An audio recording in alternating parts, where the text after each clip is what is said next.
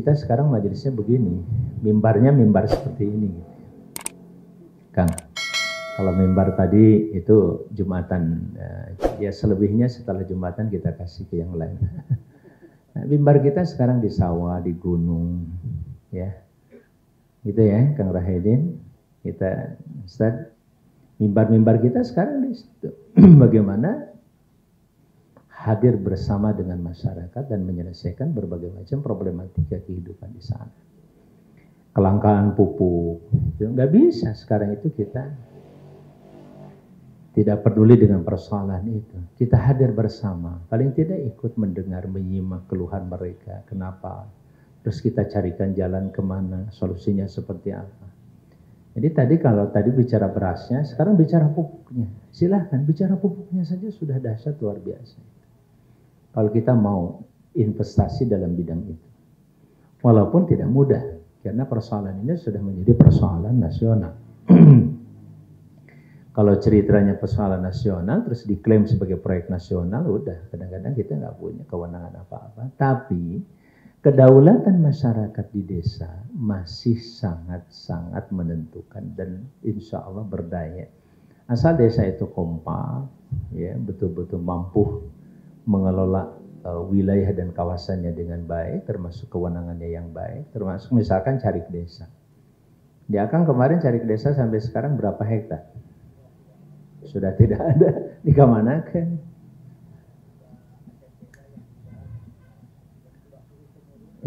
Itu dia masalahnya. Padahal itu aset desa. Nah, tapi itu aset desa. Berapa luas? Coba 20 hektar. 20 hektar itu sudah bisa menutup dan tidak usah dikasih oleh pusat. 1 miliar itu nggak usah. Dengan 20 hektar. Kalau minimal per hektar saja katakanlah 5 ton gitu kan. Atau berasnya katakanlah 3 ton, dia kan. Hah?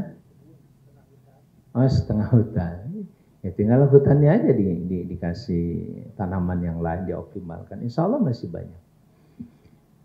Nah, itu juga persoalannya. Persoalan-persoalan di mana punten anu kasuhun ya, kajian-kajian kita harus mengarah kepada solusi terhadap persoalan itu. Kan kita sudah diarahkan bahwa program kita ini harus kolaboratif, solutif, dan menang insya Allah. Kira-kira nggak gitu. Nah, gimana caranya? Kita yang menerjemahkan dan paling tahu tentang kondisi di daerahnya. Gitu. Baik, dari rahmatan lil alamin, kita berada di Indonesia, bagian dari alam yang Allah ciptakan, bahkan ayat yang selalu kita baca tiap rakaat salat, alhamdulillahi rabbil alamin, kita menyadari bahwa alam yang kita sedang kelola ini atau kita tempati ini, Allah anugerahkan kepada kita yang namanya Indonesia, itu adalah bagian dari rabbil alamin ya, daripada kekuasaan Tuhan yang Maha menciptakan alam ini. Jadi berkorelasi dengan ibadah, khilafah dan banyak sisi yang secara keagamaan luar biasa. Nah kemudian bagaimana nih Ustaz Ruli kita membreakdown dalam konteks keindonesiaan. Nah begitu masuk ke Indonesia, kita juga punya yang namanya tadi konstitusi. Atau dalam konteks kekuasaan legislatif di tingkat MPR RI, kita mengenal 4 pilar itu. Yang sudah pernah ikut 4 pilar siapa di sini? Sudah pernah semuanya. Kalau sudah semua berarti saya nggak perlu ke sini. Artinya tidak perlu memaparkan tentang itu. Tapi coba kita perdalam lebih jauh. Mungkin sudah pernah disampaikan, mungkin saya juga pernah. Ya, kalau tidak salah mengadakan di sekitar inilah. Nah, kalau kita renungkan, 4 pilar ini adalah substansi dari tata ketatanegaraan di negara kita. Ya, mulai dari fondasi negara ini. Fondasi negara itu ya dasarnya Pancasila ada 5 dan itu kesepakatan seluruh bangsa Indonesia melalui para wakilnya saat itu, apakah di panitia 8, panitia 9 atau sampai pada akhirnya di BPUPKI dan seterusnya, ya itu juga merupakan bukan lagi warisan, itu merupakan satu pegangan kita bernegara. Dengan Pancasila, maka tidak boleh ada di Indonesia ini yang tidak berketuhanan, yang Maha Esa. Ya, terus aspek kemanusiaan, humanity atau bahasa lain adalah insaniyah. Kemudian aspek persatuan, kemudian permusyawaratannya dan aspek keadilan. 5 aspek ini harus melandasi setiap kebijakan, kekuasaan, apapun termasuk berbagai kegiatan yang menyangkut keindonesiaan untuk masyarakat dan bangsa ini hendaklah berpijak pada 5 itu. Bagi kita, khususnya umat Islam, tidak ada kendala. Semuanya sudah sinkron, cocok, bahkan sesuai sekali dengan khasais al-Islam. Karakteristik Islam itu sudah masuk. Islam misalkan dulu waktu saya belajar tentang khasais Islam dalam perspektif Dr. Yusuf Al-Qaradawi misalkan, tentang Robbaniyah. Robbaniyah itu kan ketuhanan. Dan Robbaniyah atau ketuhanan dalam perspektif Islam itu sangat mendasar dan sangat kokoh kuat luar biasa dibandingkan dengan yang lain. Sampai-sampai kita pun dalam berbuat bertindak apapun jangan keluar dari niat mendapatkan perhatian Tuhan Yang Maha Esa.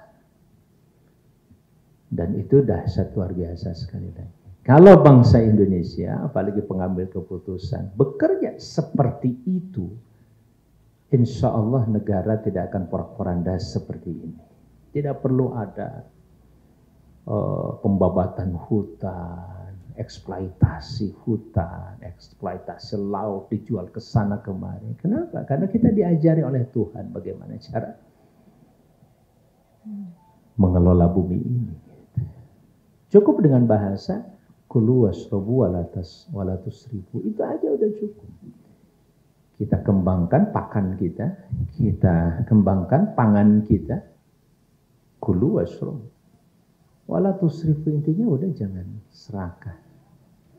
Keserakahan itulah yang membuat seseorang sampai memiliki sekian triliun. Sementara ada sekelompok masyarakat, bukan ratusan, ribuan masyarakat yang kesulitan makan setiap hari. Dia naruh duit triliunan di sana. Sementara banyak masyarakat yang tidak bisa makan dalam keseharian. Nah, sistem ekonomi Islam tidak boleh dan tidak mengizinkan itu. Kalau dana itu liquid, kayak tadi saya katakan bicara tentang kebutuhan beras saja. Jadi kalau saja satu kepala keluarga di sini, misalkan berapa kepala keluarga tadi? 1.100.000 ya, 1.200.000. Berarti minimal satu kepala keluarga sehari itu 1 kilogram beras. Kalau dengan 1 kilogram beras itu sudah terpenuhi, insya Allah minimal seluruh masyarakat Tasikmalaya tidak akan kelaparan. Minimal makan beras lah kira-kira. Ya, tambah garam lah minimal gitu. Pakai apa? Pakai ditutup. Namanya tutup uyah. Kan tutup oncom, ini tutup uyah. Nah, dulu nikmat aja, dan ternyata garam itu kan punya nilai tersendiri, nutrisinya juga ada. Gitu. Ya, jadi orang makan garam, insya Allah nggak mati ditambah dengan ikan. diawurkan ke ikan. Tapi berasnya tadi itu saya kata. Nah, saudara-saudara sekalian yang saya muliakan, kalau 1.200.000 itu per hari, berarti berapa ton kan?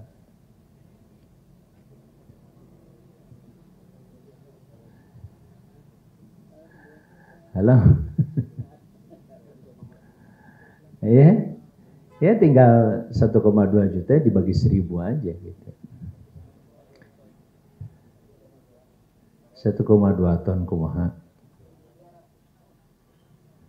Halo? Sekitar 1.200 ton per hari. 1.200 ton per hari. Ya, kalau dalam 1 tahun berapa? Sokoi kali 350, 365 hari. Soklah kalikan mangga. Bila tercekap waktu ngalikan kadinya. Artinya apa? Berarti kita butuh berapa hektar. Di situ berapa yang berdaya? Kalau saja itu cukup memenuhi kebutuhan kita dulu, nggak perlu dijual keluar, itu sudah bisa mengangkat. Kan sampai hari ini nggak ada cerita kita beli beras harganya 5.000. Normalnya ya kita beli beras itu minimal 10.000 kan. Ya, sementara dari masyarakat harga gabah itu katakanlah cuma 4.000-an, 4.800. Proses pengolahan segala macam sebenarnya sudah bisa dijual di angka 8.000-an. Oke lah, tetap di angka 10.000. Cuman masalahnya tadi, dari gabah dijual ke tengkulak atau ke kelompok dan pengusaha lain, dari sana baru datang lagi ke sini. Kenapa enggak langsung dikelola oleh masyarakat yang ada di sekitar? Pertanyaan saya, ormas mana, orpol mana, institusi mana yang mau hadir memperhatikan persoalan itu? Itu pertanyaan berikut. Apakah kita mau hadir bersama untuk mengurusi itu saja dulu lah. Dan ini nggak gratis ya, jualan. Ekonomi ini. Ini sektor ekonomi. Dan itu kebutuhannya kayak orang ngerokok tiap hari. Kebutuhannya tiap hari. 1 kilogram per hari. Nah kalau ini saja dulu dipikirkan oleh calon bupati atau bupati, ya minimal kepala desa, ini saja sudah luar biasa. Belum nanti bicara, misalkan dari situ ada keuntungan 2.000 aja atau 1.000 deh per kilogram, kalikan aja. 1.000 kali 1.200 tadi. Ton itu bukan 1.200, berarti 1,2 juta. Berapa? 1,2 miliar per hari, itu bukan per bulan. So kalikan ke sebulan. Bagaimana kalau keuntungannya 2.000? Itu baru beras. Bagaimana dengan minyaknya? Bagaimana dengan telurnya? Bagaimana dengan dagingnya segala macam? Jadi selama ini punten anu kasuhun, kita hanya konsumtif atau konsumen dari paling tidak yang disebut dengan sembako. Ya, kita hanya kenal sembako tuh ya kalau mau pemilu aja gitu kan. Sama-sama nyari sembako buat masyarakat. Coba dari sekarang kita punten anu kasuhun, BPJE konsen di situ sajalah. Beras, telur, minyak 5 lah, jangan seluruh kebutuhan pokok 5 aja atau 3 aja cukup. Itu aja yang bisa masuk seluruh Tasikmalaya. Bila perlu kan kalau kita ada konsep namanya social business, bukan commercial business. Kalau social business kita perkuatnya lewat infak-infak kita. Ya, apalagi kalau tadi ada keuntungan per hari sampai 1,2 miliar, nanti balik lagi ke situ keuntungannya. Muter-muter di situ, toh kita juga tidak membutuhkan. Jadi konglomerat kita punya duit, satu orang punya sekian miliar, buat apa? Kalau tidak ada manfaat di masyarakat. Kan kita punya duit juga buat infak, buat sedekah, buat bagaimana menghidupi kondisi masyarakat kita. Itu mental kita sudah begitu, dan itu sangat bagus. Ya, kita kaya bukan untuk memperkaya diri, kita kaya buat mensejahterakan orang. Dan mental itu sekali lagi merupakan mental yang terpuji. Negara butuh manusia seperti itu hari ini dan selanjutnya. Kalau itu dasarnya, ketika dia diamanahi misalkan satu kawasan hutan umpamanya, saya diserahi 100 hektar hutan, wah, saya bisa libatkan banyak orang. Nih duitnya silakan kelola. Dan itu dulu ada di desa. Hari ini ada di desa. Tapi 2011 belum ada. Nah, adanya baru dari 2014-2015. Minimal itu dikasih duit modal 1 miliar per desa, kemudian perangkat desanya juga sudah diberikan aturan-aturan seperti itu, dan itu luar biasa dahsyat. Pak Haji belum tentu dapat 1 miliar setahun buat ngurus nih yang sekitar. Ini dikasih oleh negara. Tapi di tingkat kabupaten kota ada yang 1 triliun, ada yang 5 triliun, lebih gede lagi. Ya, cuman kadang-kadang punten anu kasuhun, mental kita kadang-kadang lemah alias malas. Padahal punten anu kasuhun, saya jalan-jalan dari desa ke desa yang 21 saja itu belum tergarap potensi. Satu saja, Guranteng punten. Di Guranteng itu ada aset paling tidak 40 hektar yang bisa ditanami rumput untuk pakan sapi. Itu hitungannya luar biasa. Buat orang Guranteng mah cukup. Nah, kemarin ada pengajuan bagaimana mencari dana untuk mendapatkan sekitar ya cuma 70 sampai 100 juta untuk 1 hektar dulu, nanti maju ke sana. Kita lagi urus insya Allah, mohon doanya dengan salah satu lembaga zakat di Jakarta. Sebenarnya itu BUMN yang omsetnya bisa 200 miliar per tahun. Bingung mau dikemanain. Jadi ada orang bingung cari duit, ada bingung ngeluarin duit. Kayak orang legislatif itu ada bingung nolak duit, ada bingung nyari duit. Mau yang mana? Dua-duanya bingung. Jangan. Ya, nolak duit bingung juga jangan main-main sekarang. Karena kalau salah nerimanya nanti fatal akibat. Baik, dari situlah persoalan kebangsaan. Dan dalam konteks kebangsaan kita, apalagi dalam pergaulan dunia internasional, sudah ada kesepakatan mengukur sebuah pembangunan negeri atau bangsa itu maju dengan yang disebut SDGs. Kalau di level nasional dan internasional itu 17, kalau di level desa oleh Kementerian Desa, khususnya Pak Halim ya, Iskandar, Abdul Halim Iskandar, itu ditambah satu lagi jadi 18 SDGs. Ada yang tahu singkatan SDGs apa? Halo? Nah ini kita mau ngatur negara nggak ngerti persoalan SDGs. Nah ini juga satu koreksi ya dan otokritik punten anu kasuhun. Kapayeun nanti dengan Kang Ruli kalau akan menyusun namanya program kerja di lembaga manapun, coba disinkronkan dengan SDGs ini. Silakan judul programnya kayak apa, amanatnya kayak apa, tapi yang 17 ini kira-kira bisa masuk dalam indikator pencapaian. Dan ternyata itu cukup sesuai dengan nilai Pancasila, Undang-Undang Dasar apalagi, termasuk kalau sudah sesuai Islam, tidak ada benturan apa-apa. Coba antara lain, desa tanpa kemiskinan. Berbenturan nggak? Halo? Berbenturan dengan ajaran agama nggak?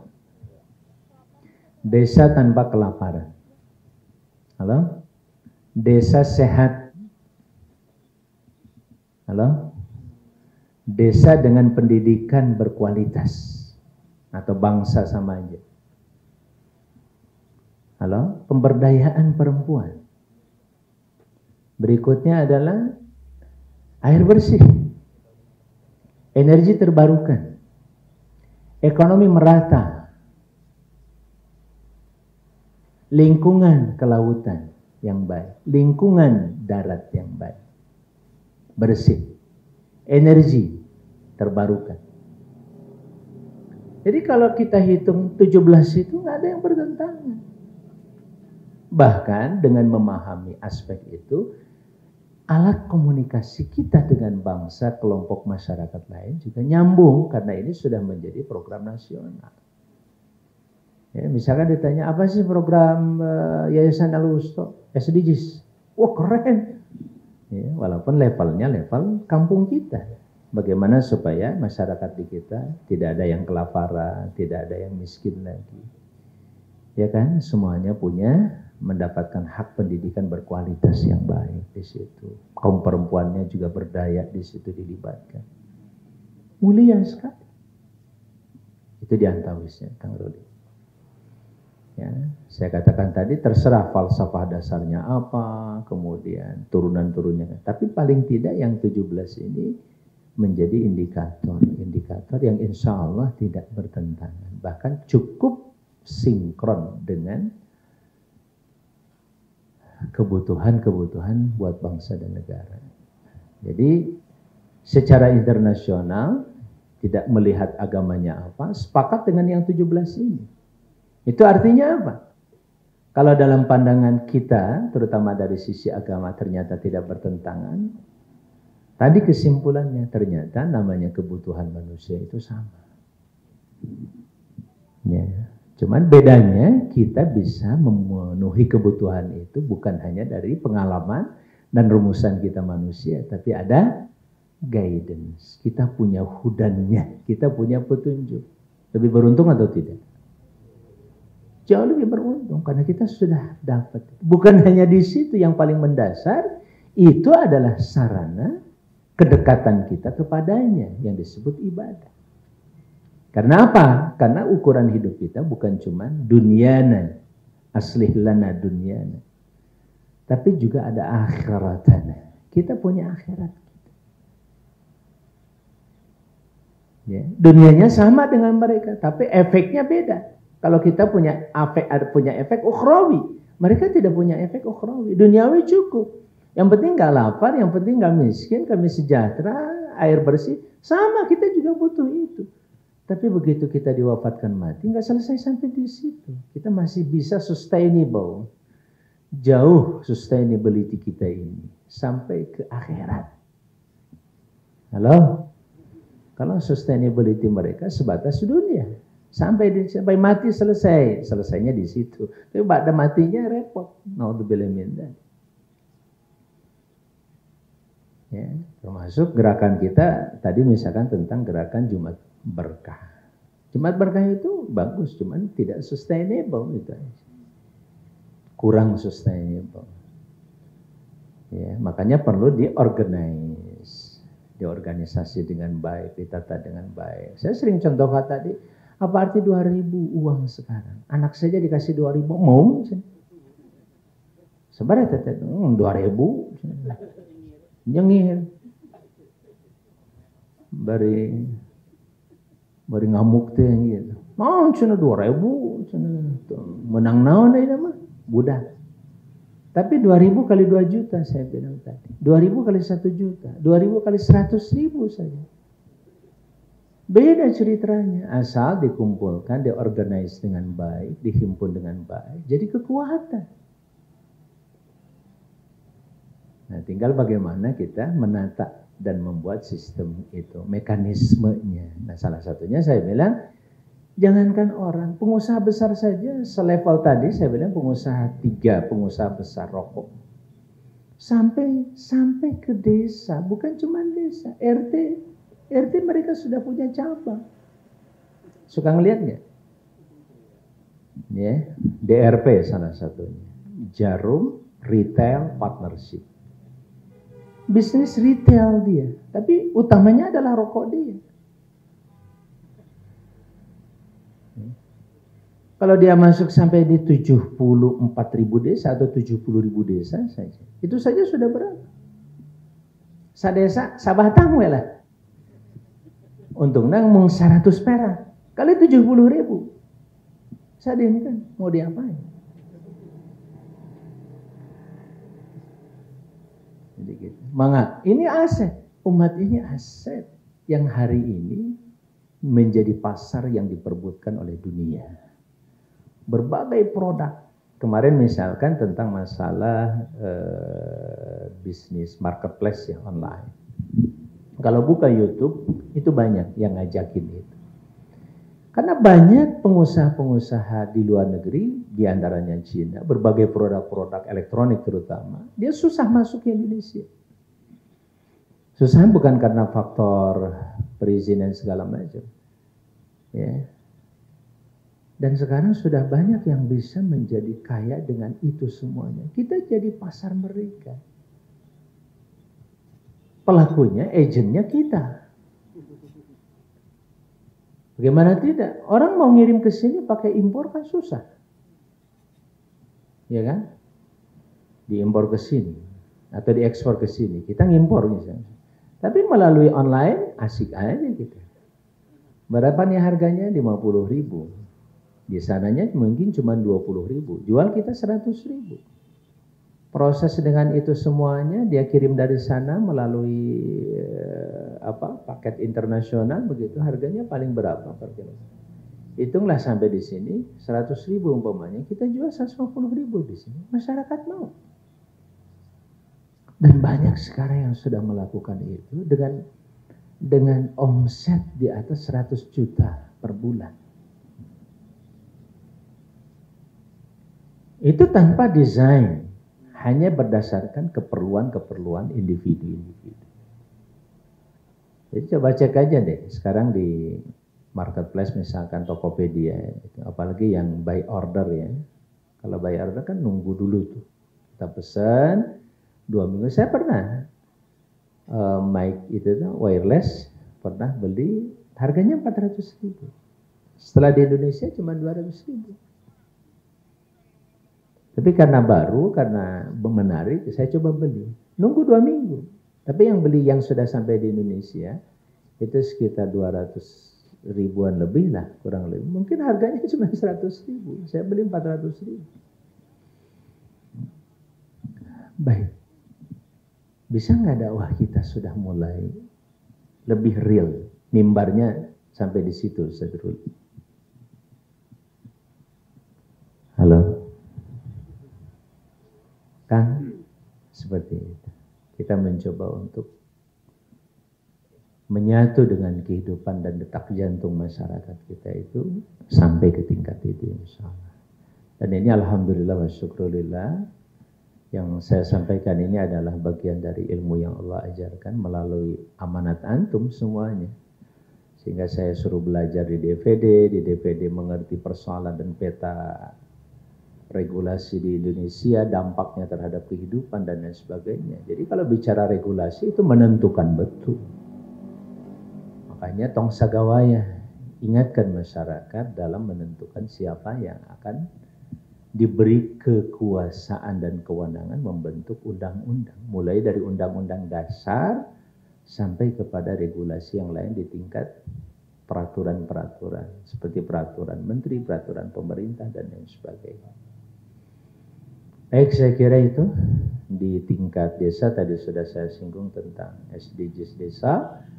Mangga dibedah, diperhatoskan pisan, dan saya kira masih banyak desa yang belum paham tentang ini. Maka saya yakin kehadiran kita sangat ditunggu oleh mereka dan kita bisa menjadi konsultan nanti kan.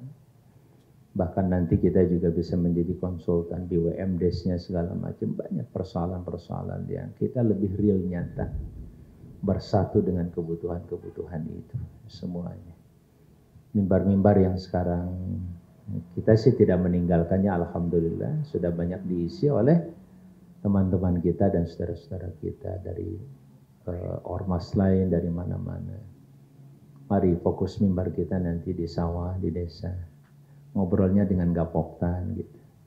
Ya, cerita tentang masalah pupuk, kelangkaan pupuk, gimana cari solusinya. Dan itu insyaallah mudah-mudahan bagian dari sedekah kita. Sedikit tentang IGC, saya sampaikan bahwa Indonesia Global Charity itu memang base-nya lebih kepada persoalan charity. Kenapa charity? Karena pertama kita berusaha meyakini firman Allah yang menegaskan bahwa Allah itu menghancurkan riba itu dengan irba'us shadaqat. Yamhaqullahu riba wa yurbis shadaqat. Karena riba itu sendiri, awalnya orang terjebak riba itu juga karena kebutuhan. Nah, sekarang bagaimana kebutuhannya dialihkan dengan keyakinan yang tadi itu, iman tadi itu, takwa tadi itu, ya, masuk kepada dari mana sekarang kita akan memenuhi kebutuhan kita. Mau dari manusia atau mau dari Ar-Razzaq, Allah yang maha memberi rezeki. Kan ini persoalan iman. Makanya tadi mulai dari sholat ke sholat, Jumu'ah ke Jumu'ah, Ramadan ke Ramadan, Quran semuanya. Intinya mengembalikan ketergantungan manusia itu hanya pada Allah saja. Karena dialah yang bisa memenuhi kebutuhan kamu. Nah, kita juga saudara-saudaraku sekalian dalam mempraktekkan Islam tadi lewat sholat, lewat puasa. Ramadan kita ini kan dasarnya imanan wahtisaban. Saya beramal saum itu karena iman, bukan karena apa-apa. Yang kedua ihtisaban, nggak minta apa-apa. Kecuali ridhomu ya Allah.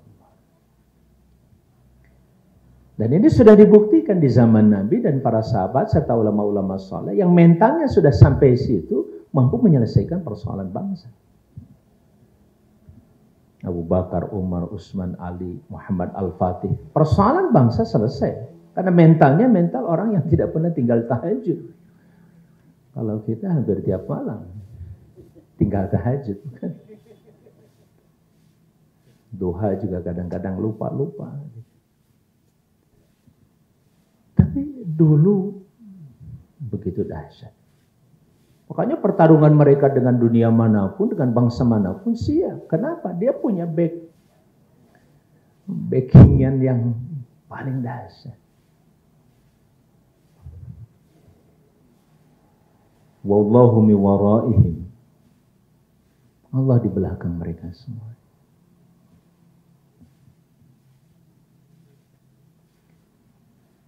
Jadi itulah persoalan mendasar kehidupan kita.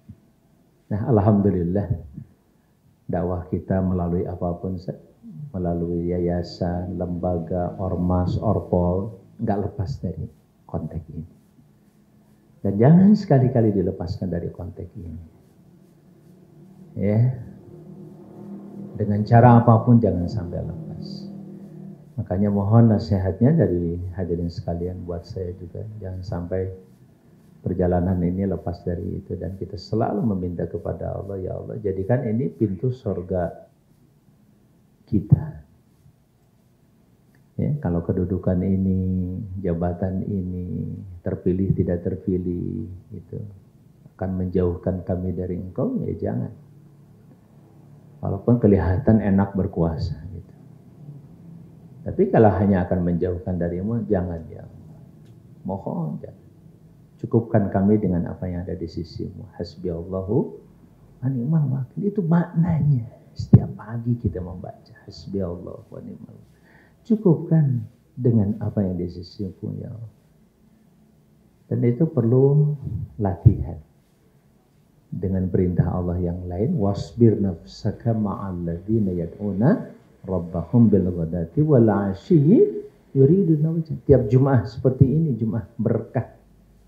Kita dibimbing oleh Allah untuk selalu bertahan, mengendalikan diri untuk selalu bersama dengan orang-orang yang berdakwah di jalan Allah Subhanahu wa taala. Dakwah di sini pertama yang berdoa kepada Allah atau berdakwah ngajak orang ke Allah. Yad'una rabbahum bil ghadati wal 'ashyi yuriduna wajha.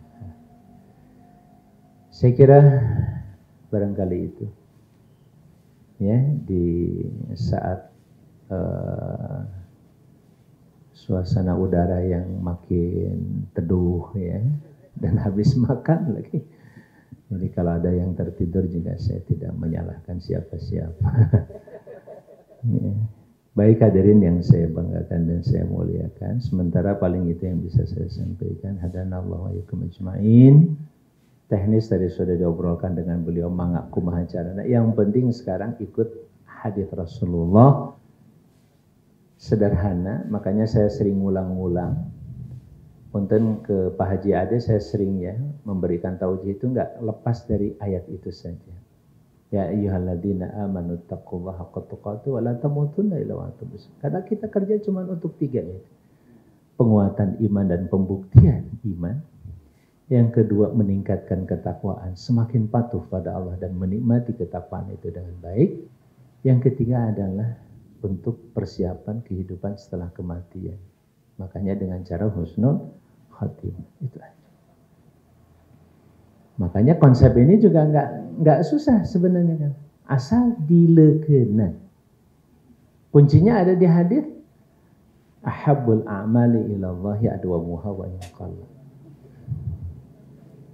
Emut karena kalimat amal yang paling dicintai Allah. Allah tidak menyebutkan jenis sholat puasa, enggak. Tapi karakternya adalah aduwamuha, sok nu continue. Yang penting continue walaupun 1 jam, walaupun 1 rakaat, walaupun 2 rakaat, walaupun 3 rakaat. Witir welah sarakaat. Unggal wengi.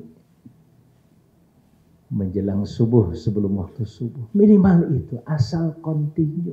Walaupun sedikit, itu paling dicintai Allah. Jadi yang disebutnya yang paling continue-nya, jangan yang kecilnya. Nggak apa-apa 2000 juga. Jangan 2000-nya. Yang harus nggak apa-apa, yang penting continue-nya. Nah itunya dulu.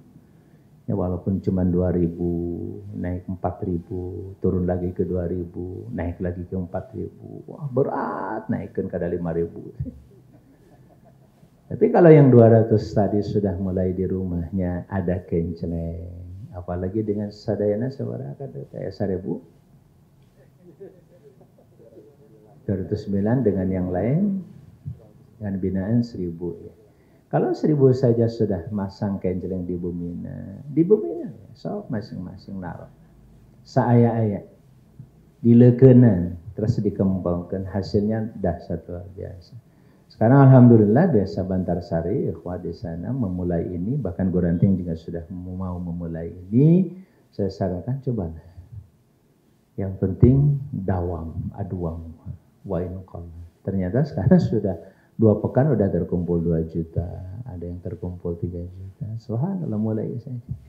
Ini juga sederhana, tapi mungkin setelah perjalanan setahun nanti kelihatan. Kalau ternyata, ini bisa jadi modal beli beras nanti. Berasnya dijual, terus mulai. Puter lagi insya Allah. Bagian BPJN ngemutan, kan etong kemana-mana. Terus saya PIC nih. Jadi personal in charge-nya itu sudah ada. Kan di lekenan Kang itu. Ya kita juga alhamdulillah ya, tidak hebat-hebat banget ngaji kita juga kan. Paling cuma 2 bulan, 2 jam per minggu. Ya.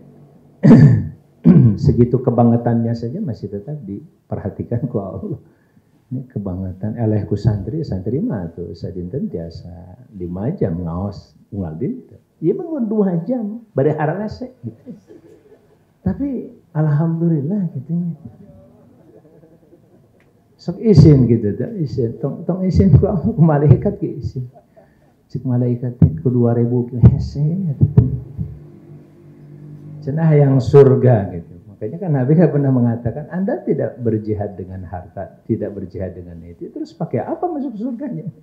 Satu masukan dari masyarakat yang memang berkaitan dengan kondisi hari ini, terutama tadi yang sudah dibicarakan oleh Ustadz. Memang kita itu hadir di tengah masyarakat itu, keinginan kita itu dari awal kita berpijak dakwah itu bukan cuman menyampaikan apa yang kita tahu tentang syariat dan hukum, tapi kita itu sudah mulai kembali ke bab sosial, bab bagaimana kita meningkatkan SDM yang supaya mendorong kita untuk bisa maju. Karena memang terutama di Ana tadi susahnya itu karena kebanyakan para petani itu adanya di ladang-ladang, dan sawah itu kalau mengurus sawah itu belinya di luar kecamatan, di luar desa. Itu punya sawahnya itu ada yang ke beda kecamatan Pancatengah, ke desa-desa yang lain, beli sawah-sawah yang ada di daerah-daerah lain, yang sehingga untuk pemasokan seperti tadi beras dan lain sebagainya itu memang kesulitan itu para pengusaha curhat ke Ana itu memang dari kondisi hari ini tentang adanya bantuan-bantuan yang memang mereka itu diberi kesempatan untuk menampung bantuan itu sehingga mereka yang mengadakan apanya.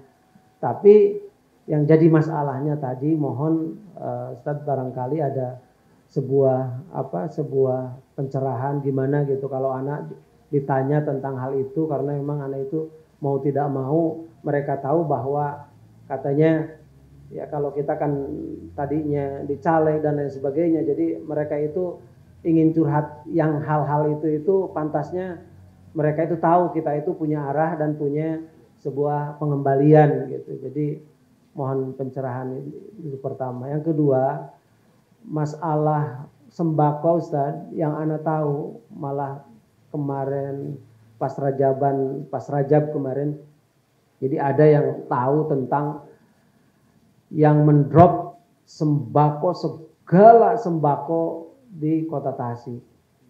Jadi cuman satu orang yang punya. Jadi kita itu tidak bisa masuk ke ranah yang lebih jauh gitu. Paling bisa menjadi ya konsumen, walaupun kita mau menjadi pengusaha gitu, paling harus ada di level bawah mereka gitu. Karena memang sudah ada link yang tidak bisa ditembus. Malah Anda juga ngobrol dengan ACT yang ingin membuka warung wakaf itu.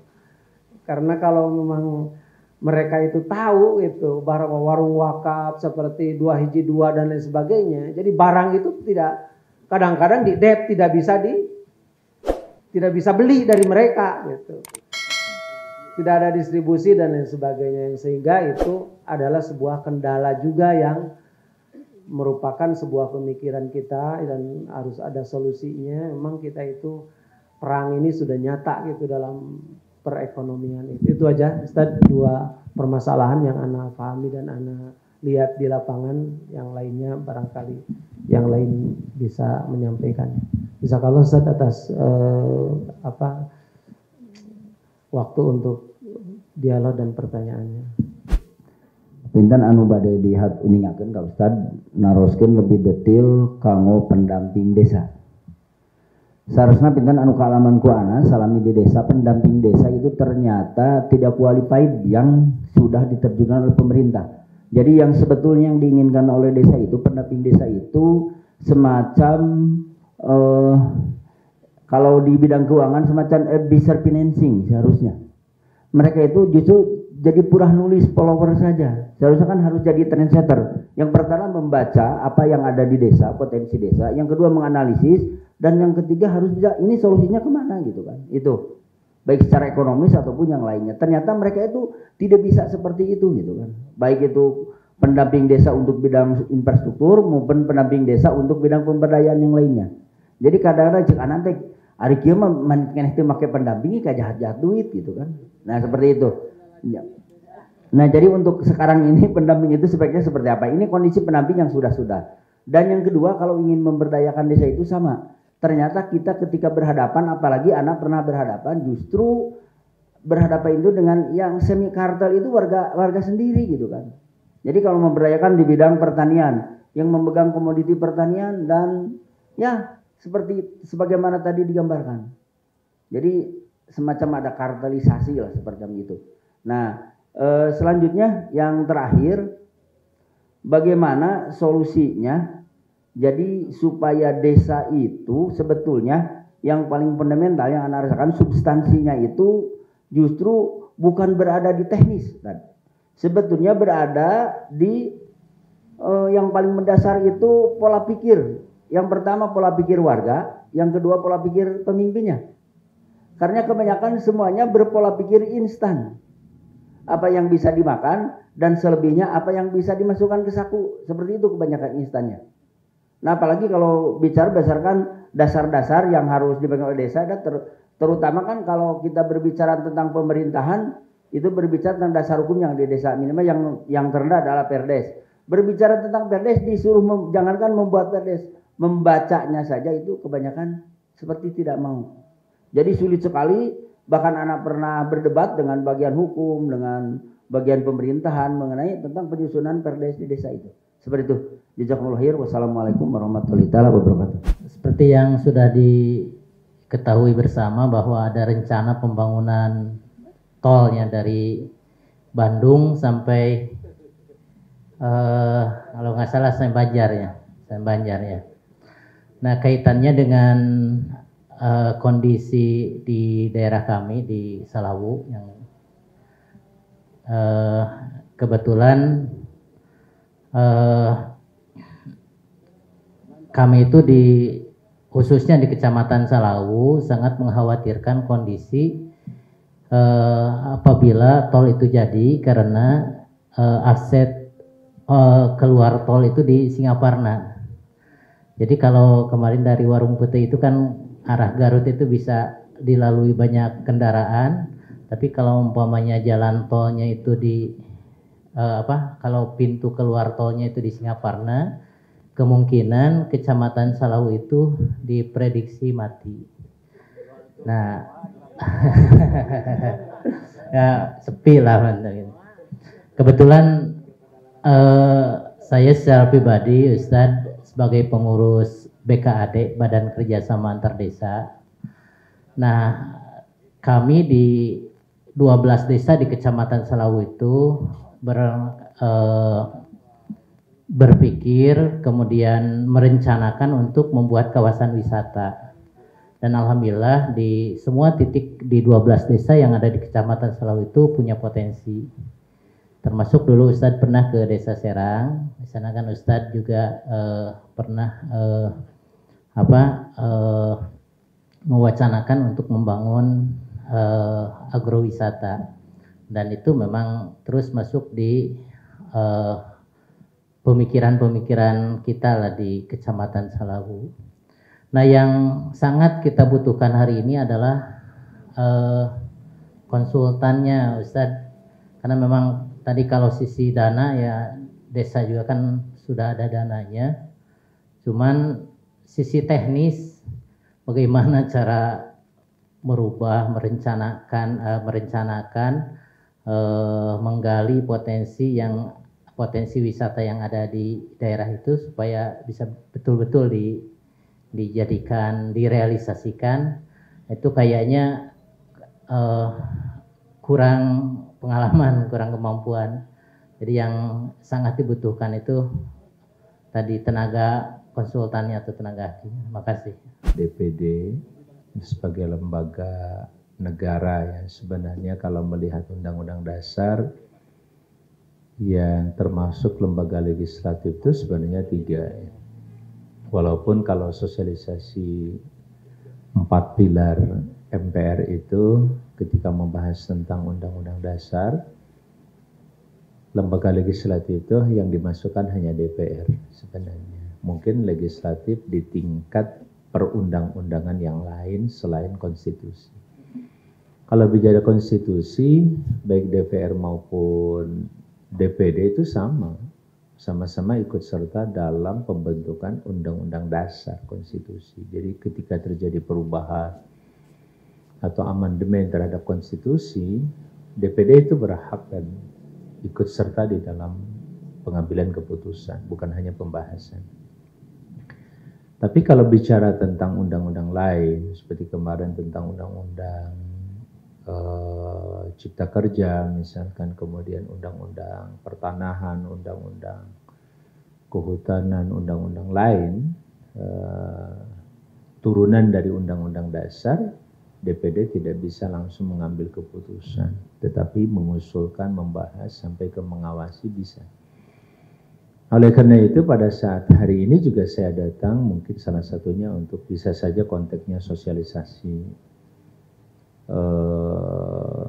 Karena sebagai lembaga representatif ya, representasi DPD bisa hadir langsung ke daerah, lembaga ini juga bisa melakukan pengawasan termasuk undang-undang desa yang mulai tahun 2014 diundangkan nomor 6. Saya sampaikan ini betul penting untuk mengingatkan, tadi juga sudah disampaikan, sehingga posisi DPD dalam konteks regulasi itu memang masih sangat lemah ya. Karena ujungnya ketika ini membutuhkan revisi sampai kepada koreksi atau katakanlah membuat semacam undang-undang baru atau revisi undang-undang desa misalkan masih lemah dalam konteks BUMDes umpamanya ingin dikuatkan. Nah, tetap ujungnya harus ke DPR. Tapi ketika itu hanya menyangkut masalah peraturan pemerintah, apalagi masalah teknis di lapangan, kebijakan yang sifatnya di lapangan, permainan lapangan segala macam, ya itu bisa dikomunikasikan dengan kementerian terkait, regulasi di tingkat kementerian, bisa juga menjadi bagian dari perjuangan kita di lapangan, begitu Saudara Hedin ya. Kira-kira itu persoalan-persoalan yang perlu dipahami tentang DPD. Makanya ketika ada tadi misalkan tentang pendamping desa, DPD itu susah mengaksesnya. Kita tahu ya tahu, kemudian kita bisa mendialogkan. Tapi kalau kami minta jatah misalkan, jatah dalam pengertian ikut tidak menentukan, tetapi katakanlah mengusulkan dan mengawasi supaya dari awal gitu, tolong diprioritaskan orang-orang yang mengerti lapangan, terutama misalkan kalau ada 2 desa, carilah orang yang memang dari situ, paling tidak kecamatan itu, begitu ya, jangan dari orang luar, ya kan? Ya tidak sedikit desanya desa apa, orangnya orang mana gitu, nggak ngerti masalahnya, dia cuma datang.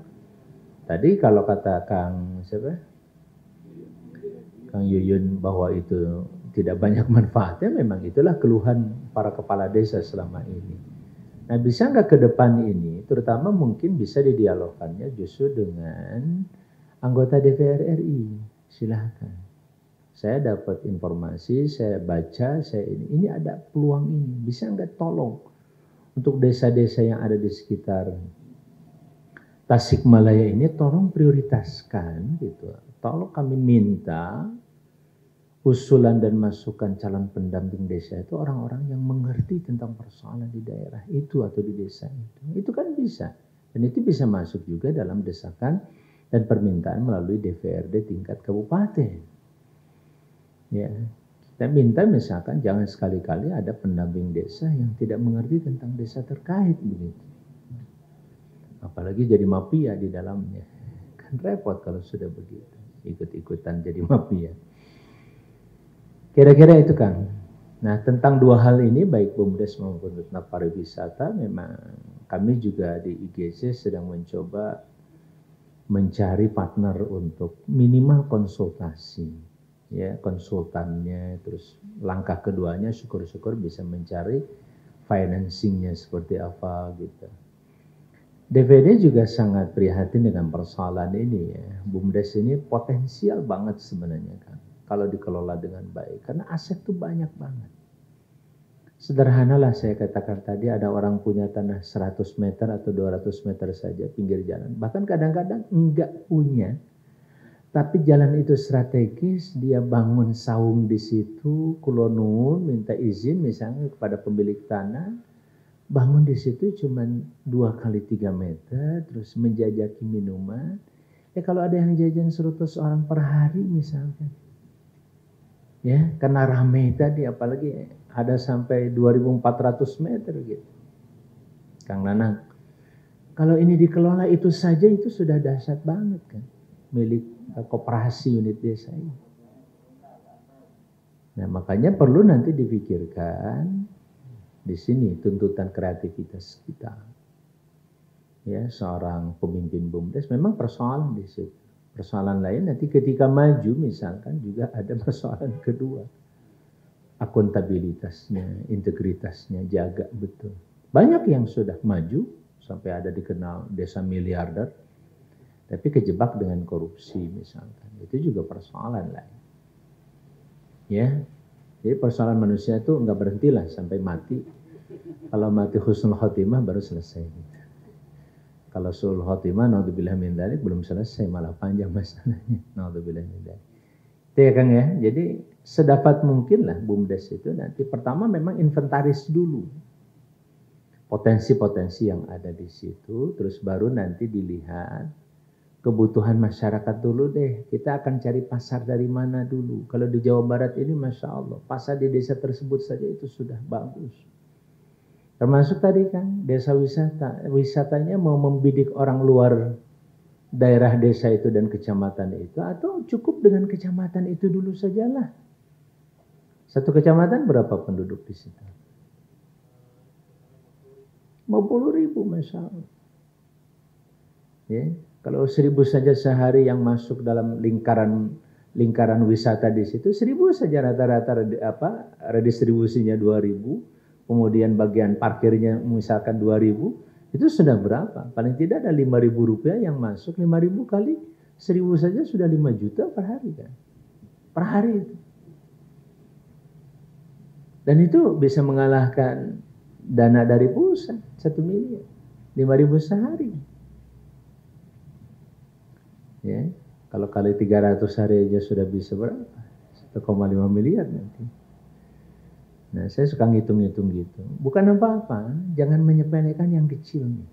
1.000, 2.000 kelihatan aja kecil, tapi kalau sudah dikelola dengan baik, gede itu.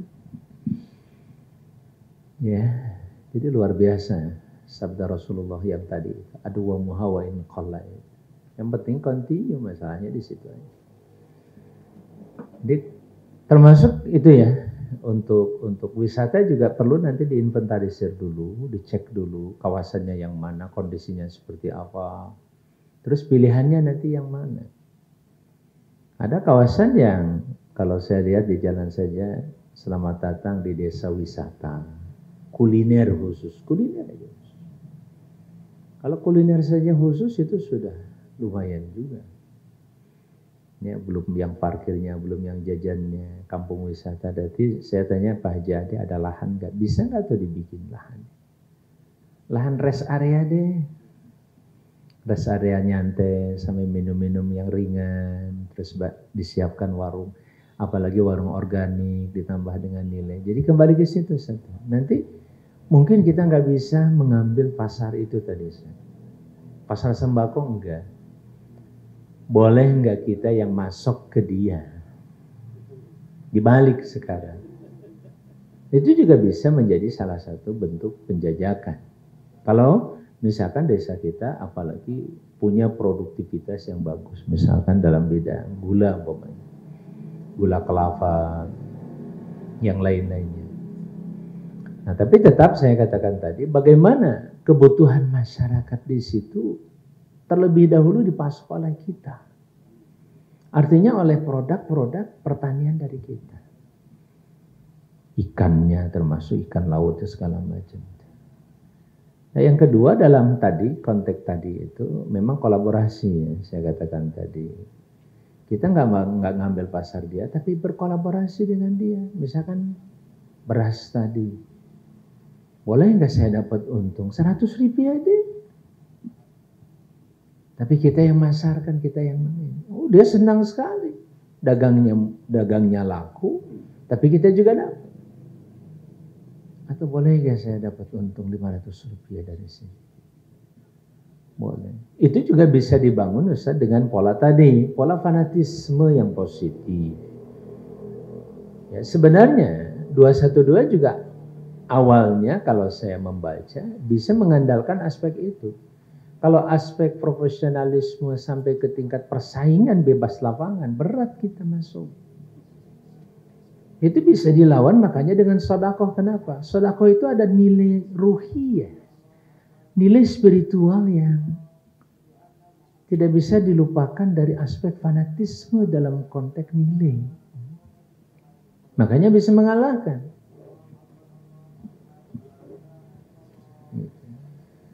Kalau kita bersaing di tataran tijarah profesional, kadang-kadang kita kalah. Kenapa? Dia bisa main dengan harga murah.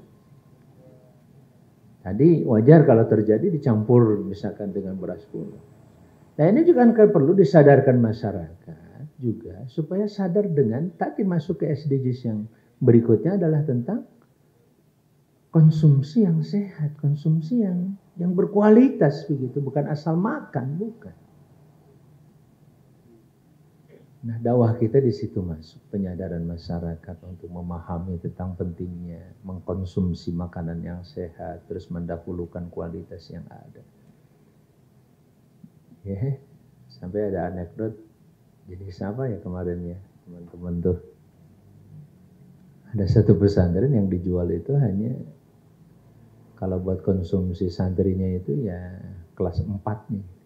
Nomor satunya buat ekspor, nomor satunya buat nomor 2-nya buat supermarket di sini di sekitarnya. Terus nomor 3-nya buat apa gitu, baru santrinya nomor 4. Memangkas iklan saja itu sudah besar. Karena kadang-kadang kita mengeluarkan dana buat iklan itu bisa sampai 20%, 30%. Ya, melalui online, apalagi dari WA ke WA, kemana-mana, itu sudah memangkas iklan. Itu kan sebenarnya ada delay di situ, sehingga harga kita bisa bersaing di lapangan. Nah, belum lagi tadi kan, saya juga sedang menginventarisir potensi-potensi desa ini, ya mulai dari keripiknya, kemudian simping, kemudian, nah ini juga perlu kampanye kan. Bagaimana kita menyadarkan masyarakat untuk mengkonsumsi produk-produk desa ini. Caranya gimana ya? Caranya harus diperbanyak di lapangan. Ya, sekarang kan kemana-mana masuk toko ini ya ciki lagi. Produk mereka lagi, apalagi melalui yang tadi. Ya, melalui SRC-nya, Sampurna Retail Community-nya, mulai yang DRP-nya, bukan DPR, DRP, Jarum atau GG yang gudang garam. Itu tidak hanya rokok, tapi mereka menjual barang-barang yang seperti itu. Makanya di sini pentingnya di tingkat sebuah kabupaten juga perlu ada ikatan kolaboratif, mengkolaborasikan seluruh potensi yang ada. Makanya tadi saya mohon dengan sangat, jika berkenan itu, setiap desa itu harus ada yang mengampuknya, ada yang memperhatikan, terus gitu ada potensi apa. Nah kalau nanti bisa dikolaborasikan bersama-sama kayak tadi kan hitungannya misalkan per desa ini satu desa 1 liter, satu desa 1 liter. Berapa desa tadi? 350-an. Jadi kalau satu desa 1 liter deh, maka hitungannya 350, 3,5 kuintal per hari. Itu bukan jumlah kecil, hitungannya itu kan jumlah besar. Makanya yang rokok tadi itu juga saya kira, dia cuma ngambil 100-200. Antum tahu tahu bulat? Tahu bulat. Itu tahu bulat itu 500 rupiah. Di sananya informasinya hanya 200 rupiah atau 150 begitu. Yang jelas pabriknya itu, si punyanya, ownernya itu hanya ngambil untung satu tahu bulatnya itu cuma 20 rupiah. 20 rupiah. Tapi produksi dia tiap hari itu 160.000. Dan dia sudah kirim ke itu ya kita. Yang satu. Dia kirim ke Surabaya, paling banyak ke Surabaya. Terus wilayah Jawa Barat juga ada, tapi belum semua. Saya tanya Depok udah masuk belum saya. Kita jadi agen Depok aja deh. Itu aja tuh. Cuma 20 rupiah, tapi kali 160.000. Halo? Berapa? Hah?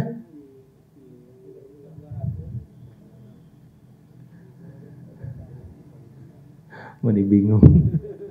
Padahal pengusaha nggak biasa ngitung duit. Ya, jelas ya? Jelas yang banyak. 3,2 juta per hari.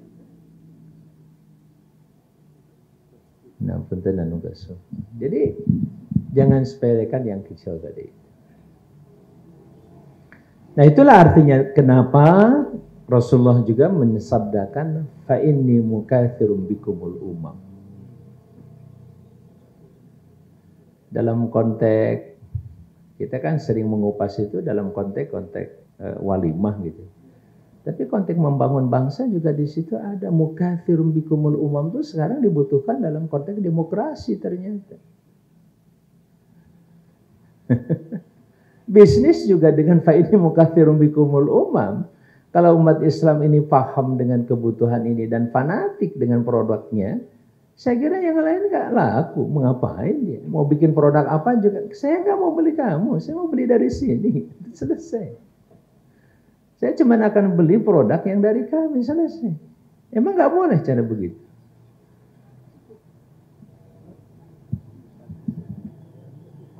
Makanya yang bisa membangun sebuah negara bangsa yang eksis itu hanya sebuah kelompok masyarakat yang punya fanatisme.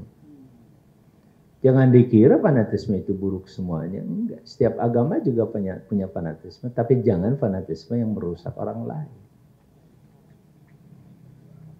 Ya, yang merusak orang lain itu kita kenyang, dia lapar, nggak boleh. Kita kasih peluang tetap, tapi jangan merusak pasar yang kita miliki.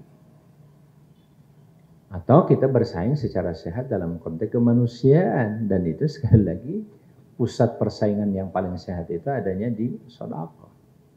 Yamhaqullahu riba wa yurbis sedekah. Riba akan hancur itu dengan mengembangkan sedekah. Ya, karena nggak bisa dilawan. Turunkan harga kayak apa juga nggak bisa. Orang saya sudah sedekah. Makanya saya bilang tadi kalau modal kita ini terkumpul lewat sedekah, orang main harga kayak apa silahkan.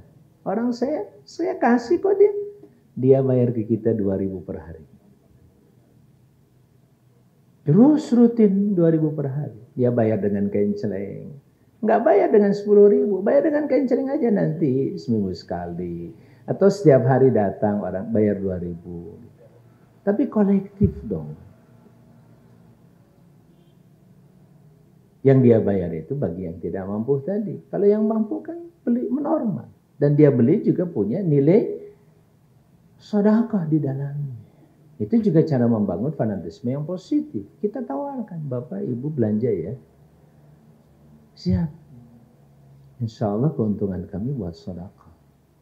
Dan kita tunjukkan akuntabilitas kita, transparansi kita tunjukkan. Itu. Insya Allah itu bisa bersaing gitu. Makanya punten, lihat ayatnya. Ketika Allah mengkanter masalah riba, itu hanya pada saat ketika mereka mengatakan innamal bai'u mithlur riba. Jual beli itu kan sama dengan riba. Makanya Allah kanter hanya dalam kedudukan hukum.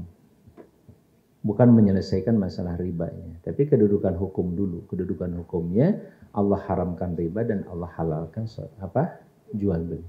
Tapi tidak untuk mengatasi persoalan riba. Riba hanya bisa diatasi dengan sedekah. Nggak bisa dilawan. Makanya ketika ada kelompok apapun, partai ormas, berangkatnya dari jiwa mental mereka. Itu nggak bisa dihitung. Nggak bisa dilawan oleh siapapun. Ketika ada yang mau mendirikan partai lagi, dia ngitungnya pakai duit. Berapa ininya? Kita nggak pakai duit. Pakai pahala kita. Nggak bisa dikalahkan dengan nilai itu. Dan itu contoh konkret sedekah. Kan sedekah itu senyum saja sedekah. Membantu orang yang sedang kesulitan sudah sedekah. Jadi gerakan kita gerakan sedekah. Itu alasan kenapa kita ngambil kata IGC. Ya cuman orang Sunda gitu. Indonesia Global Charity. Ini saya dapat charity, enggak charity. Saya orang Sunda, charity. Charity itu enak buat cerita. Cerita kemana-mana tentang charity. Baik, ini obrolan santai kita. Mudah-mudahan jadi sebuah perjalanan ke depan insya Allah. Kang gitu ya Kang ya. Kalau untuk pendamping itu silahkan didiskusikan dengan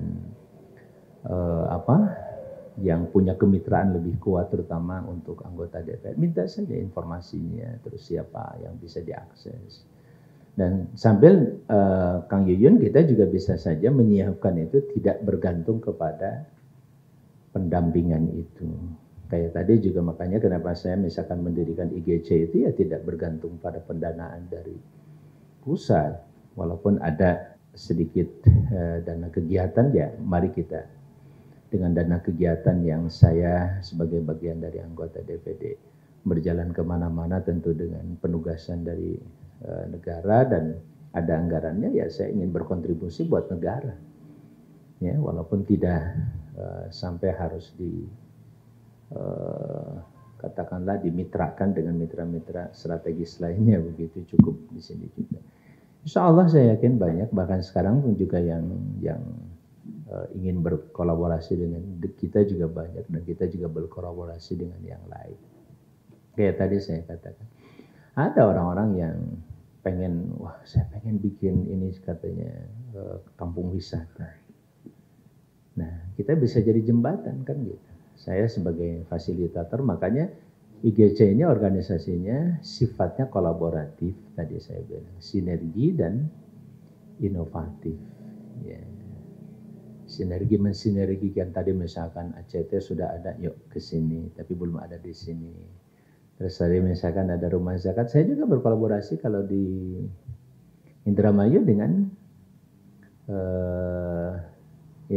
dengan relawan zakat, inspirasi zakat di sini. Rumah zakat. Bentuknya apa? Entok. Jadi ada ternak entok. Nah, mungkin ada juga sisi-sisi yang perlu kita kembangkan kayak yang tadi dan tidak bisa dikembangkan orang. Masih banyak. Kita hadir di situ. Kemarin juga kita dialog dengan lembaga corporate wakaf ACT juga. Kita diskusi dengan mereka, kita berkolaborasi dengan mereka. Dengan Dompet Duafa juga dalam konteks pelatihan kita coba. Terus dengan BJB Syariah kita coba. Bahkan untuk BJB Syariah itu sudah membuat namanya virtual account. Jadi kalau nanti ada yang infak, itu kita siapkan virtual account sendiri. Misalkan Kang Ruli, saya buatkan hanya dengan KTP, nanti dari BJB Syariah keluar. Jadi kalau mau infak pakai virtual account beliau, sehingga antum Pak Ruli ini bisa tahu saya sudah infak berapa, masuk ke bank syariah. Ya. Di situ saja menyimpan duitnya, dengan ditaruh di mana-mana, aman. Nanti giliran ada proyek di desa tersebut, kita bisa kirim lewat relawan tersebut ini, gitu. Misalkan ada titipan dari Badan Amil Zakat mana, kita masukkan ke situ, terus kirim ke lembaga ini, sehingga bisa terkontrol semua pemasukan dan pengeluarannya juga dengan baik.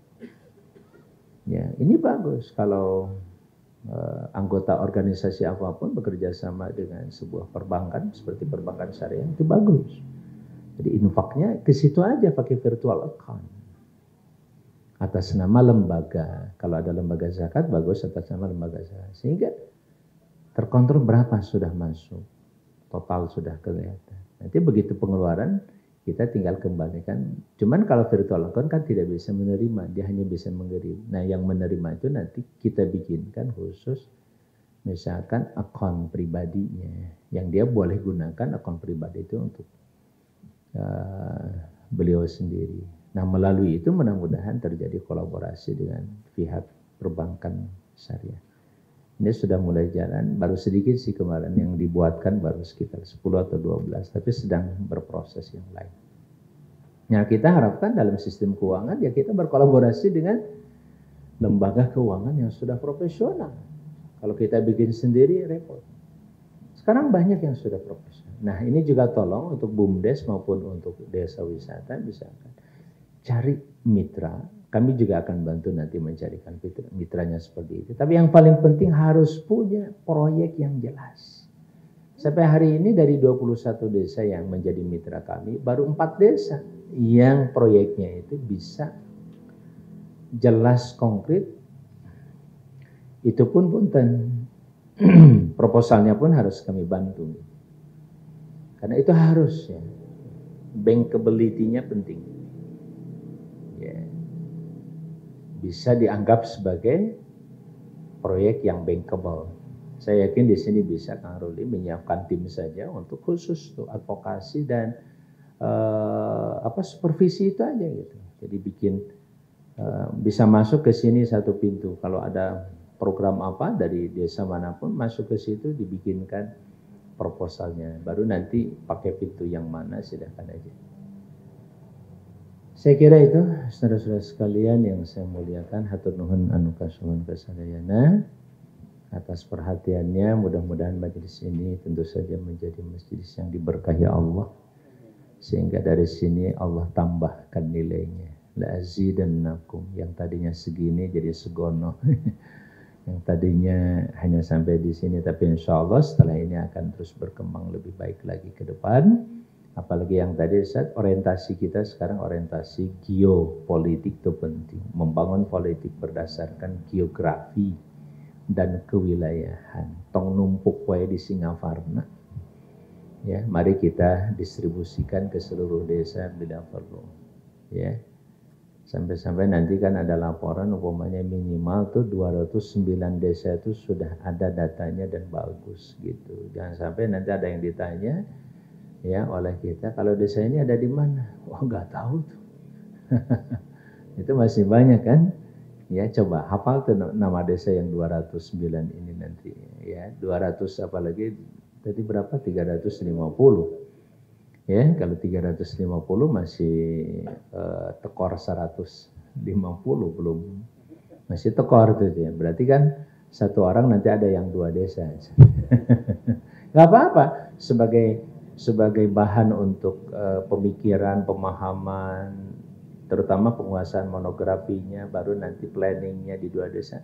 Yang penting kita bisa mengcover seluruh persoalan desa yang ada.